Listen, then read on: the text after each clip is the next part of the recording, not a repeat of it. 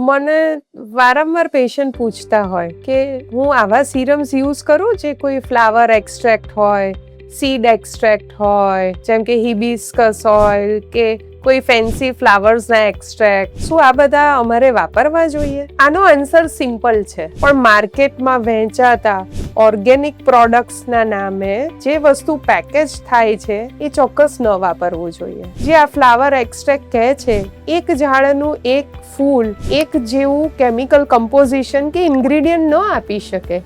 એક બોટલમાં પેક થતું દવાનું કોન્સન્ટ્રેશન બીજી બોટલ કરતાં ખૂબ અલગ હોઈ શકે. તો પછી એ લોકો આવી રીતના હજારોમાં બોટલ કઈ રીતે પેક કરે છે? કોઈ પણ એના પર લાયસન્સ કે રેગ્યુલેટરીઝ નથી, ના એની પાછળ કોઈ રિસર્ચ થયેલી છે. અને તમને લાગે છે કે એનાથી આપણે આપણા ડાઘા મટાડવા જોઈએ? આયુર્વેદ અને એલોપેથીમાં મોર્ટર એન્ડ પેસલ પ્રેક્ટિસ હંમેશાથી હતી. જે જૂના આયુર્વેદ પ્રેક્ટિશનર હતા, જે એક પેશન્ટ આવ્યું અને એના માટે જે હર્બ્સ કે મેડિસિન ત્યારે ને ત્યારે વાટીને એક પર્ટિક્યુલર પેશન્ટ માટે એક કમ્પોઝિશન બનાવતા હતા, એ ચોક્કસ કામ કરી શકે.